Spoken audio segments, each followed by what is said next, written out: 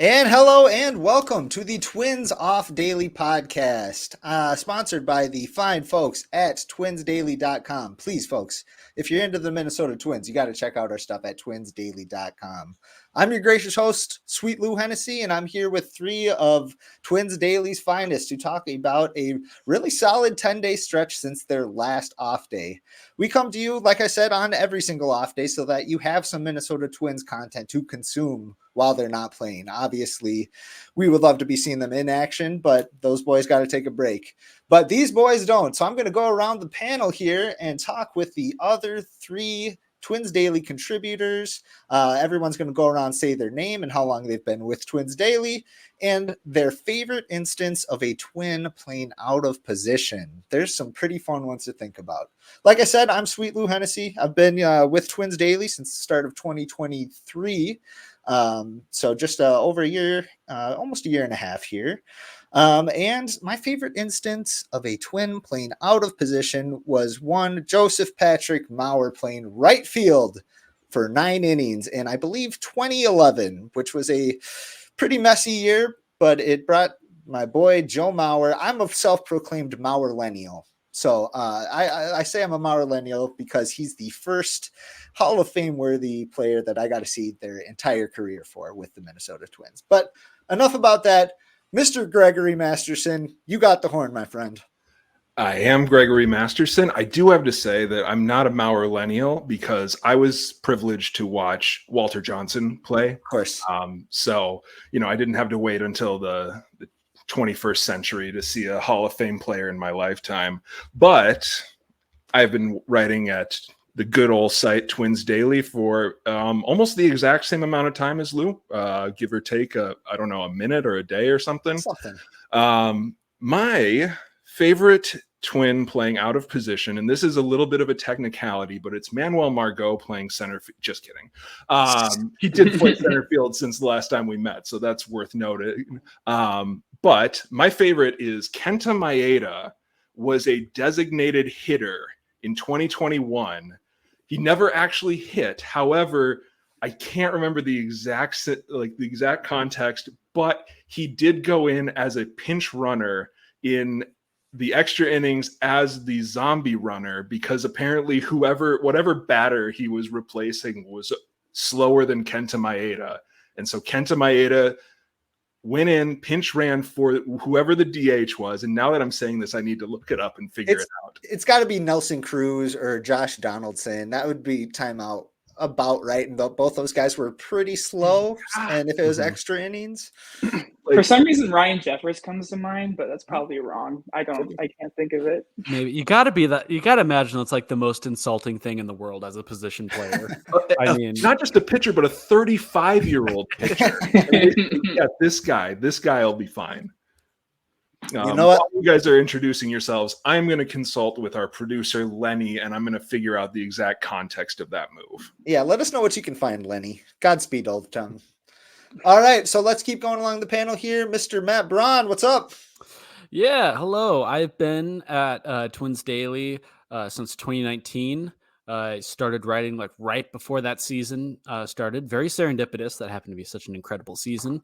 And my favorite instance of a twin playing out of position, I'm cheating a little bit. Again, everyone keeps cheating on this because it's the only fun way to do it. I'm going to name three because this was from 2018, that god-awful Cubs series, if you guys remember, where it was just like 130. And I think they lost so many players due to the heat that the outfield ended up being like Logan Morrison in left, Robbie Grossman in center, and Willians Astudillo in right, or at least some version of that. And I haven't looked it up, but that has to be the worst defensive outfield I think man could ever come up with, or at least very close to it. I mean, it was brutal. It was bad, and I kind of loved it as a sicko. So I'm going with that as my answer. Yes. That's a good answer. You know what? I feel like Willians found his way into center field that game. Was I in a fever dream? I thought that he made an appearance in center field. I'm again gonna consult Lenny. He's a very busy man at the moment. So we'll see what he says. Yes, please, Lenny, post haste. All right. Last but not least, Mr. Cody, what's up? Hey, how's it going? I've been at Twins Daily for roughly a year now, actually. My first article was on Jose De Leon last season. So it's getting into a year now. I actually argued he was a good reliever. And he was until he blew out his arm. He So I made was. a pretty decent point. So the player that I have, if you remember in 2018, Eddie Rosario played 2 innings at third base for the Twins that year, which is pretty crazy. He's never played in the infield before that, and he hasn't played since leaving the Twins. So in Cleveland, in Atlanta, with the Nationals now, he's never played there. I don't remember the game, but he did play 2 innings at third base. It's kind of interesting because I remember when he left the Twins in 2020, the Milwaukee Brewers were thinking of signing him as a first baseman, which everybody thought was crazy. So it's kind of like always been this appeal as like Rosario as maybe a third baseman, maybe a first baseman, maybe a shortstop. But yeah, I thought that was really interesting. I didn't know that happened. So upon doing research, I found out that he played 2 innings at third base in 2018.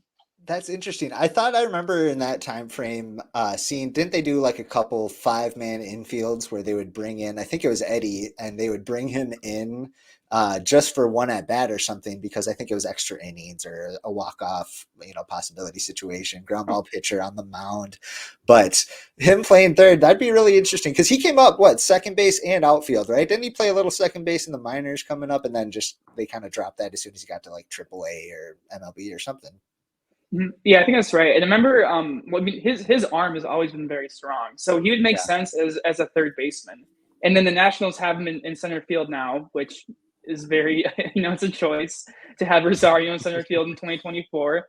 But yeah, I don't know what the context was, but it is. I'll have to look into it too. We'll have to get the producer on that one as well. Busy guy.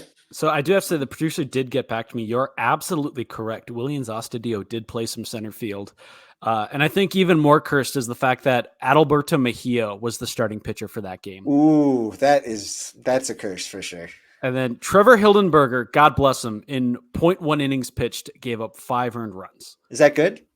Man, I hate to consult him again, but I think I'm going to have to ask if that's good.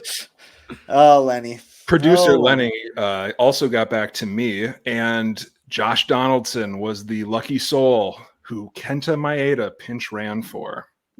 Take a hint, Josh. Take a hint. Yikes. Those poor Cavs. Yep. Those poor Cavs. All right. Well, now that we know the panel here, let's keep going into our rapid recap. So, our last show was on May 2nd, and in that time, This game. So our last show was on May 2nd, and in that time, the Twins went 7-3.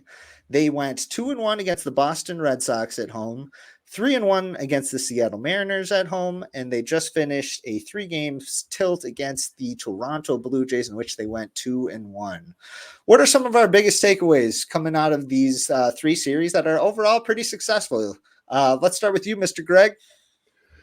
Yeah, I mean, I believe that stat came out that this is the first time since 2010 that the Twins have won 6 series in a row.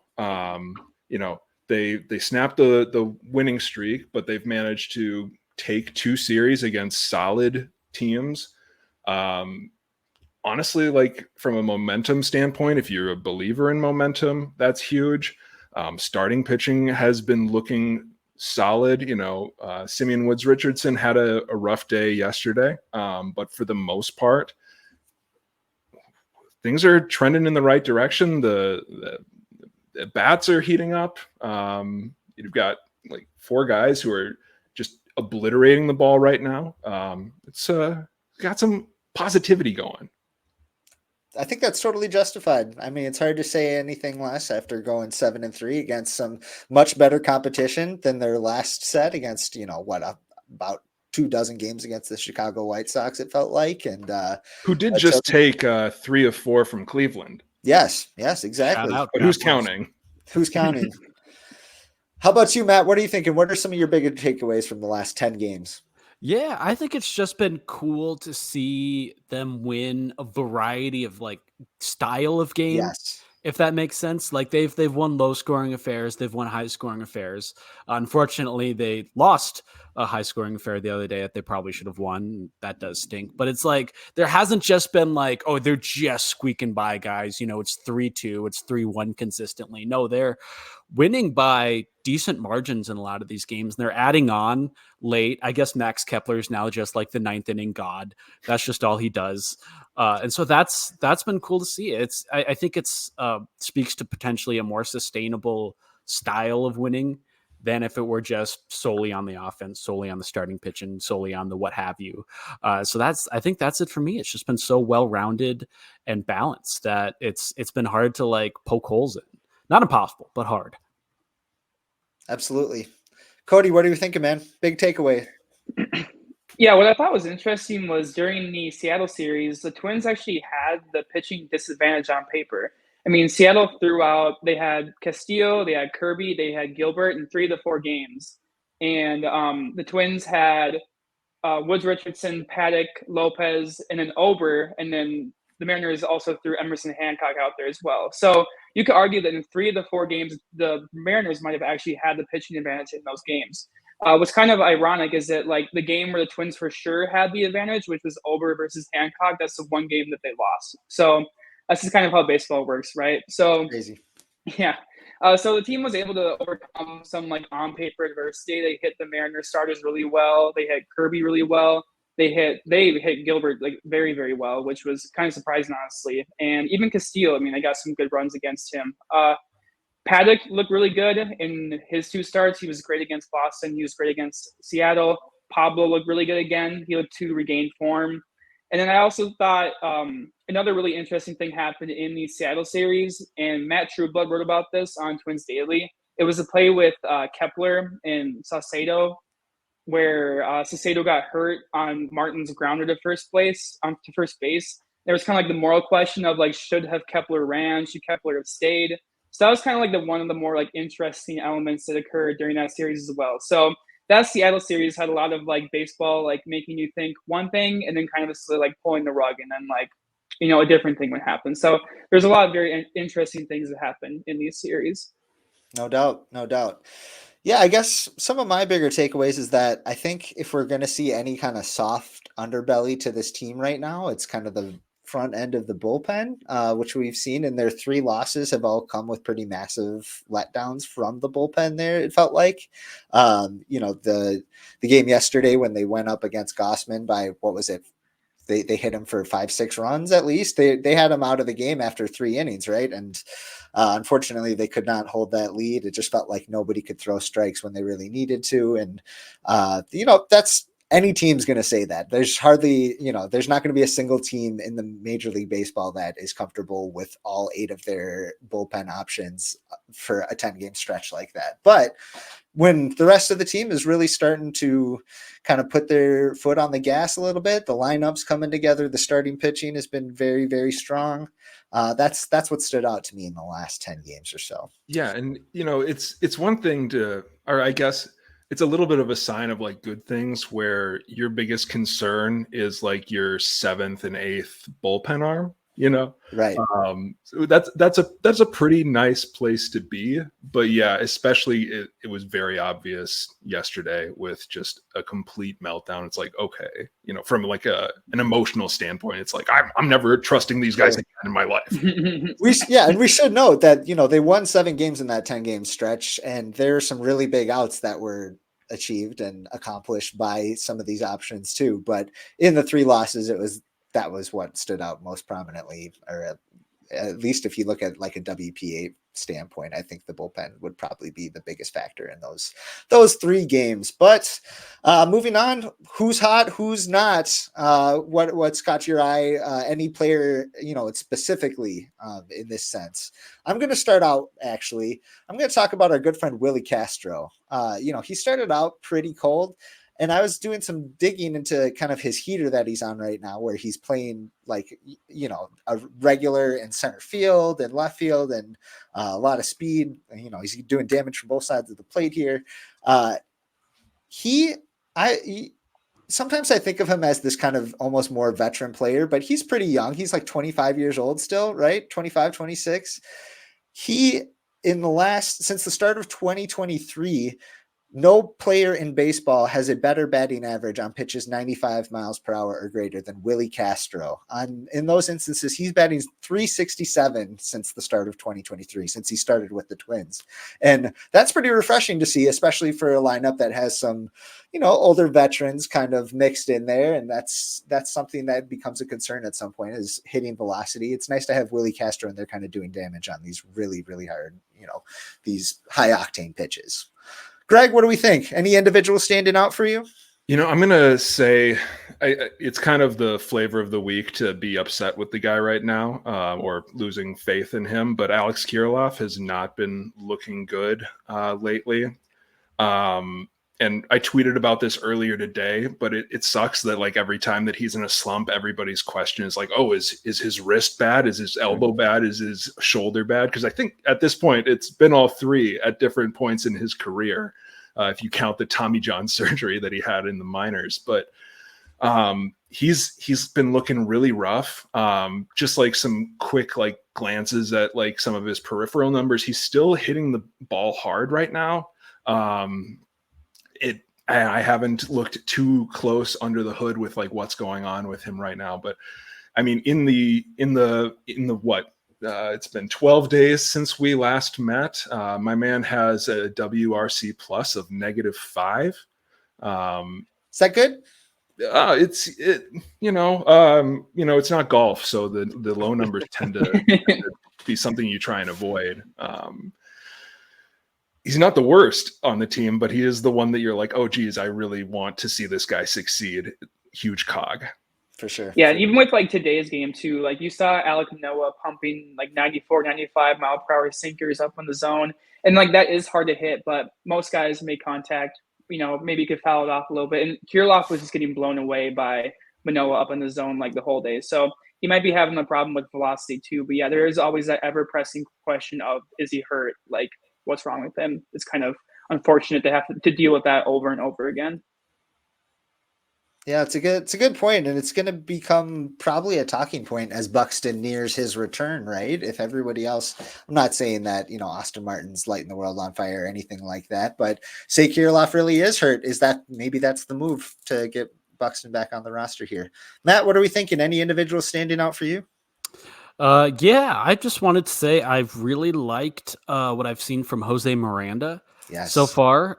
He was a guy, I mean, he had a tremendous 2022, pretty much just a wasted year last year. No point even like talking about it, but he's really looked like the all fields kind of hitter that he really showed in the minors when he broke out. I think it was like 2021 when he hit like, 30 home runs and was the, I think, minor league hitter of the year. Yeah. I've really liked what he's done. And if he continues to hit like this, if he continues to play like this, I think he might push some sort of option, as we were just talking about with Kirilloff, where, hey, do you slide him over when Royce Lewis comes back? What kind of maneuvers are you going to be making? Sure. And, these things always play themselves out. We've heard this a million times, and the vast majority of the time it's true.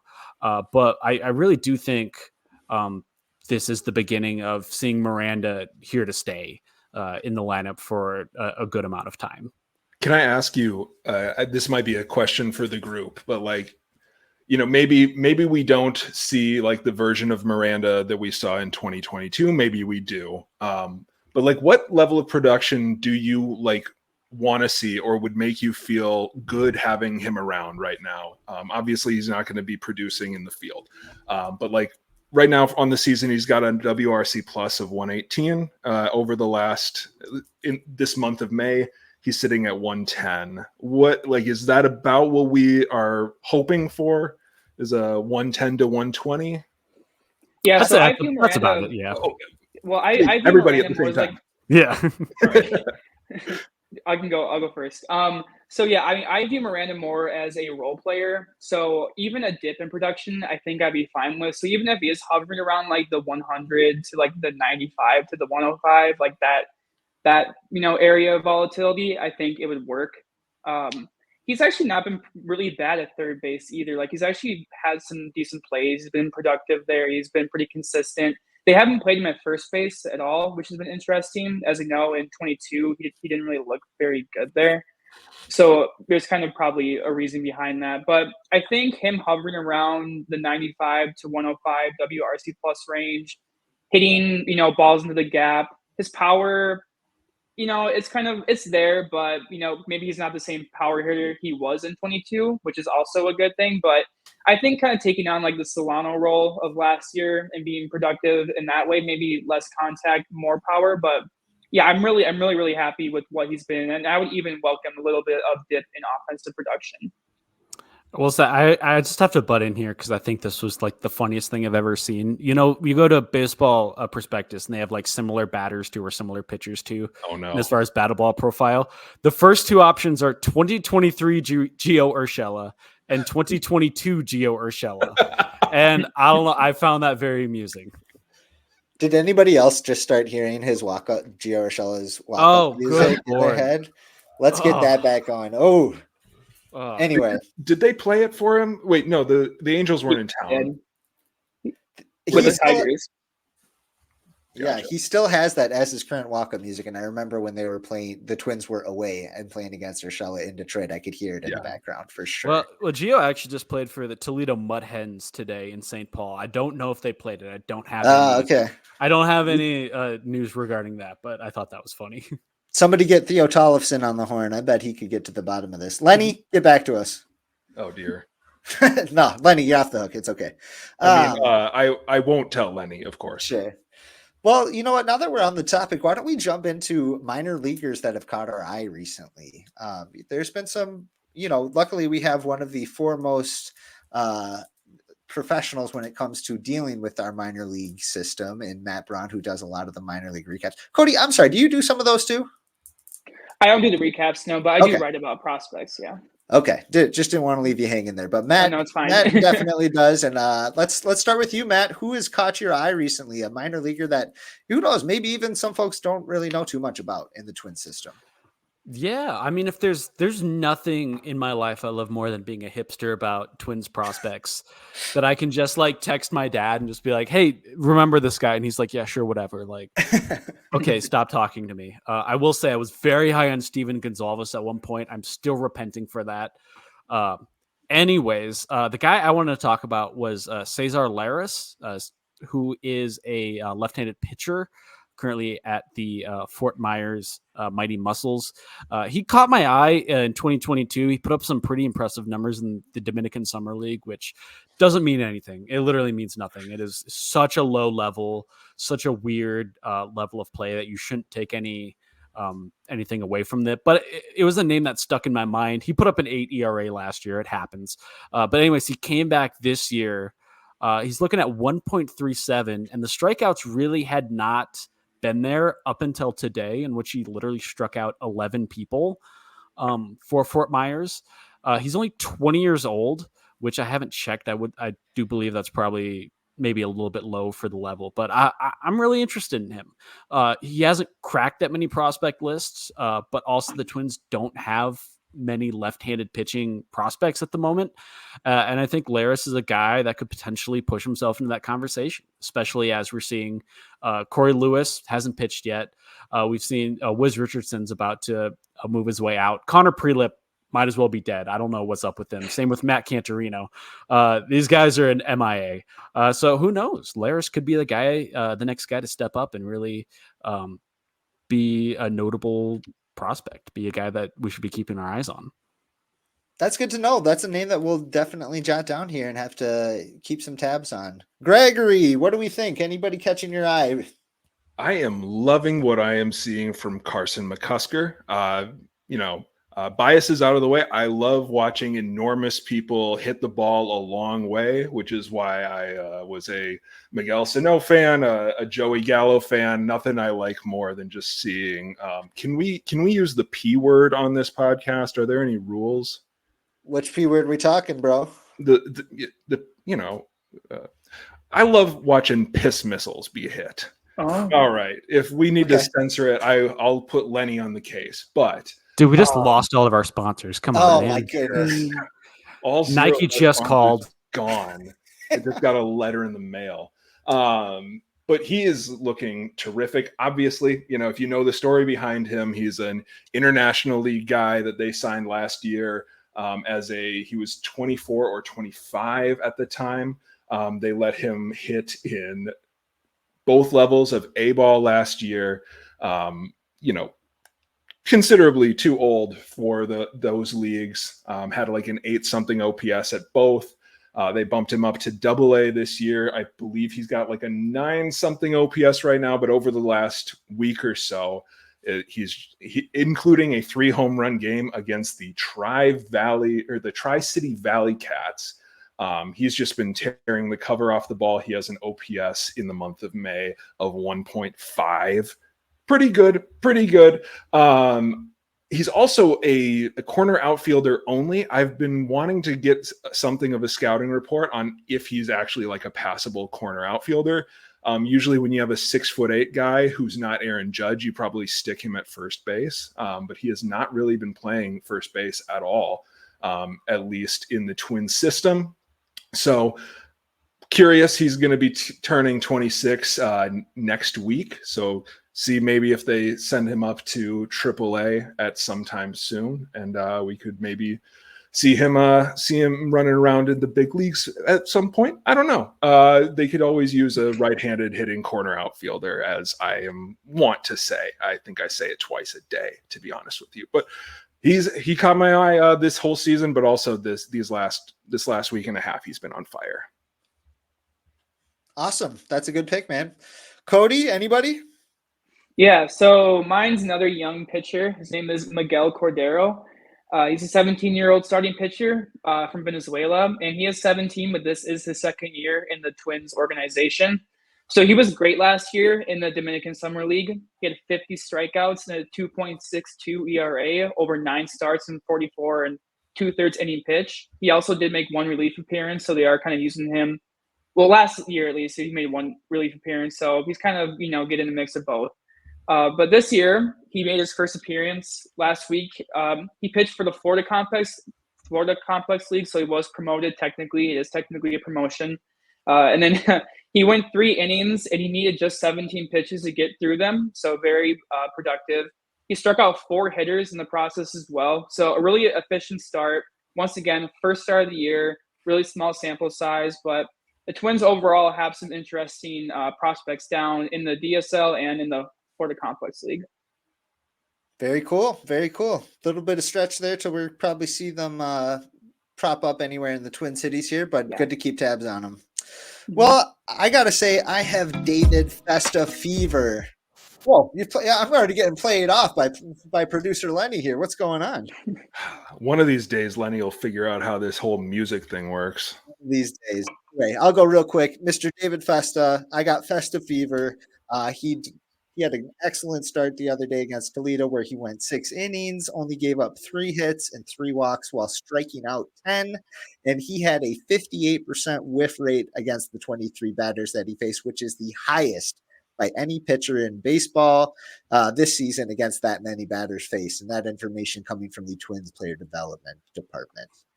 Okay, boys. Well, let's move on to our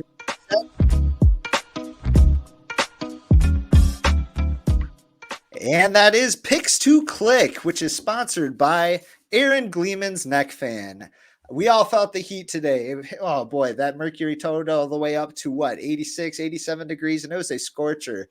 And all I could think about was, man, my neck, it's just scorched. I need some relief. Well, I know just the guy. If you're feeling toasty on this hot Mother's Day or the Monday after on this off day, and you're feeling toasty, make sure you reach out to Aaron Gleeman himself. He loves hearing from strangers that want to borrow his neck fan. So thank you for that. And this is Picks to Click, where we look at a certain category for the Minnesota Twins over their next stretch. And we try to pick who we think is going to, for example, hit the most home runs, which was our category last week. I picked Trevor Larnach in the last 10 games. He's been a very productive player, but he only hit 1 home run. Greg picked Carlos Correa, same thing, and he only hit 1 as well. And Theo Tollefson picked Jose Miranda, who hit 0. So, Greg, you and I tied last week, which brings the all-time standings to a dead heat. Lou at 2, Greg at 2, Matt Braun, Nick Nelson, Theo Tollefson, and Cody Schoenmann and Bull all sitting at 0 for now, hopefully until this next matchup, which we are going to try to guess who on the Twins is going to have the highest OPS from this point until our next show on May 23rd. Greggory T. Masterson, who are we picking? Oh, I'm going to pick a top 5 hitter in baseball. Thank you for giving me the first choice. I'm going to go Ryan Jeffers. I don't really think I need to explain my pick too much. Dude mashes. Ryan Jeffers. Picked your guy. I like it. Matt, what are we thinking? Who's your pick? Yeah, that was like giving the Spurs the first overall pick. I mean, come on, man. Anyways, I'm going to take Carlos Correa. I just think I don't know his career numbers off the top of my head against the Yankees, but I feel like he just hates them.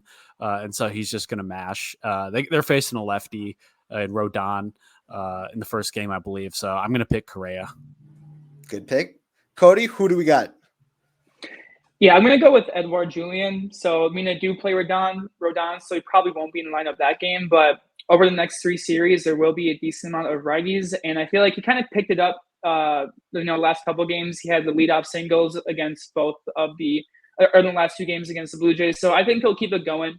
His power might come back a little bit. So I have faith that Julian's going to have a pretty hot stretch here in the leadoff spot. Let's hope so. I'm going to pick actually the same exact player that I picked in our last round of Picks to Click, and that is Mr. Trevor Larnach. I think he's going to still be, he's looked like a different player this year, it seems like. He's had a lot more success against, or it seems like at least better success against off-speed and breaking pitches as opposed to some of the years prior here. But I also think that he's going to have the highest OPS because Rocco seems to still like to take him out of the games in split situations. So I think it's going to protect that OPS and keep it pretty high. But okay, good to know. That's our Picks to Click, and let's move on.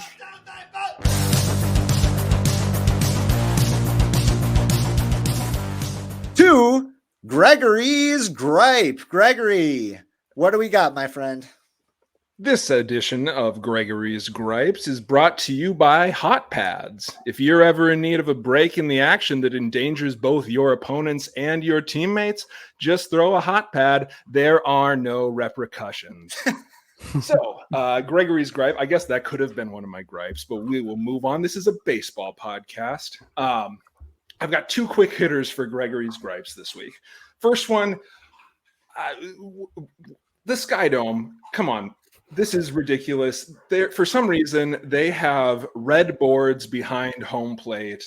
And because every television station nowadays needs to green screen their own silly little ads over the top of whatever they've got playing in the park, it's an absolute mess because those silly red borders are now on everything. If you're watching the broadcast, like all of the batters and the umpires and the catchers, everything, even the strike zone has this weird red glow. I don't know what happens to people when they go into Canada to give them this red glow, but it's ridiculous. It's annoying. And I'm sick of looking at it. I'm glad you got that out of your system, Gregory. Thank you. That's good. Second gripe. Thanks for playing. Let's hear it. That's a great gripe. Second gripe, and this one hits a little bit closer to home. I'm not an anti sausage guy. I think it's great. I think it's fun, but those boys need to rewrap that sausage. It is, if you see those, like it on the broadcast and everything, it's still in the original packaging and it is so close to just busting open. Every time they throw it, the sausage move a little bit around, that sealed plastic gets a little bit more stretched out. Eventually that thing is going to pop open and it is going to be smelly. I know people keep saying, it's summer sausage, it's cured, it doesn't go bad. But I'm just going to say, like, if you're leaving, like, would you feel okay leaving like a summer sausage out in your garage for a month? Like, or do you think that probably even if it is cured and it doesn't go bad, it's probably going to smell? So as soon as that little plastic rips open, that's going to smell. Is that going to be tomorrow? Maybe not. But if it's like 2 weeks from now, that's probably going to be an issue. They need to bite the bullet right now, take that summer sausage out of its original wrapping, put it in cling wrap. I don't know. They need to rewrap that before they have a total disaster on their hands. It's disgusting. That's good, man. I'm glad you got that out of your system, Gregory. It sounded like you've been really working through that. If you are working through any gripes yourself, please reach out to us. Hit us up on Twitter at TwinsOffDaily or at Greg T. Masterson. We would love to hear what you've been griping about lately.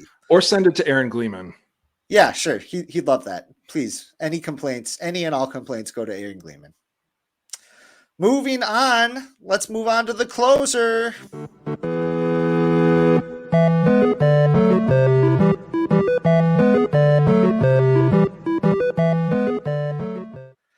The closer is a rotating slot of games that we like to play here, and this time we have Stump the Schwab with Mr. Cody Schoenmann. You got the floor, my friend. What's up, Cody? Yeah, so we're doing a little kind of fun spin-off of it called Stump the Schoen. So it's our own version of Stump the Schwab. First off, rest in peace, Howie Schwab. He did die a couple weeks ago, so, thoughts out to his family and everything. But so in spirit of that, if you're familiar with Stump the Schwab, pretty much I am the Schwab and I know the answers to the question I'm going to present. So pretty much I present a category and we go around in a circle and they all answer, providing their own answers. And as long as they're correct, they can stay in the game. I will answer as well. But pretty much the main idea is that they keep providing answers to the question, and the last person standing who hasn't guessed incorrectly is the winner. So does everybody get the rules or the main gist of the game? Yep. Sounds good. Yep. Okay. Sounds great. Okay, so here is the first category. The first category is players who threw a pitch on the shortened COVID 2020 season for the Twins. Okay. Ooh, okay. Okay. So I'll start out. I'll name one, and then we can go clockwise. So maybe Greg, Matt, and then Lou. So, okay. Give you guys maybe 5 seconds to think of somebody, and then we'll keep going until we start guessing incorrectly or, and then we'll find our winner. So, okay. All right. So the first person, I'll start out. I'll give a very obvious one. So my answer is going to be Jose Barrios. All right. Kenta Maeda. Kenta. Yep. Knew it was going to be Kenta. I'm going to go with Taylor Rogers. Correct. Oh, Jake Odorizzi? Correct. Yeah. Okay. Okay. I will go with Rich Hill. Ooh. Homer Bailey. Randy Dobnak. Correct. Tyler Clippard? Oh shit! I was going to use Tyler Clippard. Is he? Yes, he did. It was Clippard. He was really good that year for no Yes. reason. He was, yeah. Mm-hmm. All right, Cody? Okay. Michael Pineda. Devin Smeltzer. Ooh. Mhm. Tyler Duffy. Oh, sniped me. Sorry.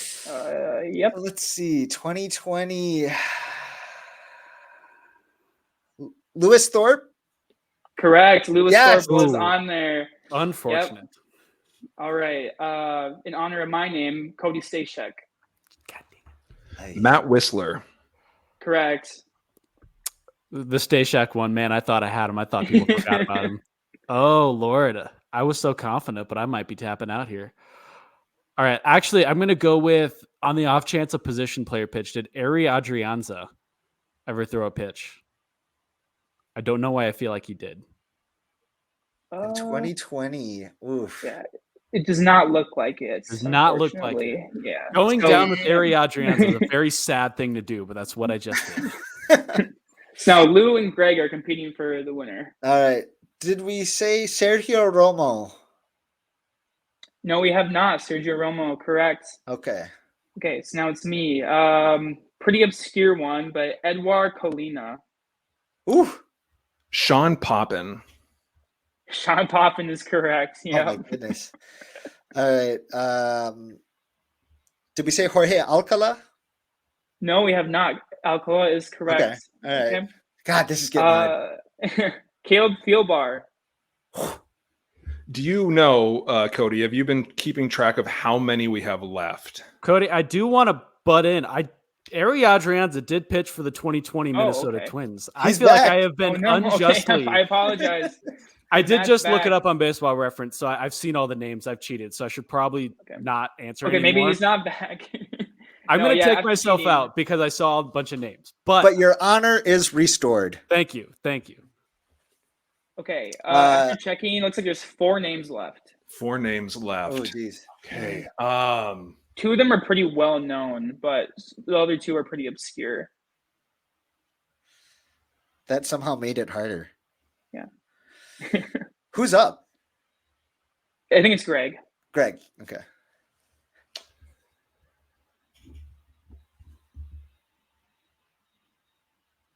Gosh, I think Let's I'm start going to counting have to down duck out. soon. Okay, you just want to throw a name out there just to see? No, he was suspended. Oh gosh. It's the tip of the tongue. He's got a name that's it's spelled differently than somebody else, but it's like pronounced in the same way. Oh, what is this guy's name? There's a lot of names like that. I know. Manaya. No, I think he was later. There was a Manaya around. Yeah, I know what you're talking about, but that's incorrect. He didn't. Oh, dang it. Okay. Yeah. Okay. Lou, do you got one? 2020. I'm out. I'm stumped. Ooh. So looks like we have no winner. Who else? Who remains? Okay, we have Danny Colomb, Oh, Corey wow. Guerin, Yeah. Okay. Oh, Lord. Zach Littell, Oh Okay. my gosh. and this one's gonna get you guys. He's a famous YouTuber now, Trevor May. Oh, yes. Oh, we did May. We were running through all of the right-handed setup men. I thought, oh. Well, We got you know Sean what? Poppin, but not Trevor May. Okay. That Greg, doesn't you guys describe wanna do this one pod. more, I don't know or- what does. I think we should probably keep moving to wrap it up here. So let's go to the post-game high five. Wait, we don't play music for this one. Come on, Lenny. Lenny. All right. So, quick look ahead at the schedule. The Twins start a 3-game series against the New York Yankees on Tuesday. Then they head to Cleveland in what's looking to be a pretty pivotal matchup against the Guardians. They will face Cleveland for 3, and then they have 3 against the Washington Nationals before our next scheduled show, which will be Thursday, May 23rd. As always, we'll probably remind you that there's the possibility of an impromptu episode if there is a rain out between now and then and our schedules align for it. But beyond that, that's all I got, boys. Anything else you'd like to say before we take off here? I would like to put Rocco Baldelli on the hot seat. Ooh. I think it's fair. Today, Rocco Baldelli's Minnesota Twins were tied for the lead in the Central Division. I have a rule that I don't check the standings, but I saw a bunch of tweets about it, and he lost it within like 30 minutes. I think that's ridiculous. Tom Kelly would have never let this happen. Paul Molitor would have never let this happen. Ron Gardenhire would have never let this happen. And Billy Martin punched a marshmallow salesman. You know what? We're holding the fire to his seat for sure. It's about accountability, right, Greg? It is. Accountability is important in this industry as podcasters. I will say I'm excited to see like that Cleveland series could be one of those super emotional ones where, you know, you're talking about like 2 teams who are separated by a game and it's May, so it doesn't matter, but it actually does. So I'm excited to see that. They just need to make it through the demons that haunt them every year against New York. That's a good call. We'll see what happens, I guess. Well, on behalf of everybody here, thank you very much for joining us for the Twins Off Daily podcast. Thanks, and keep it sweet.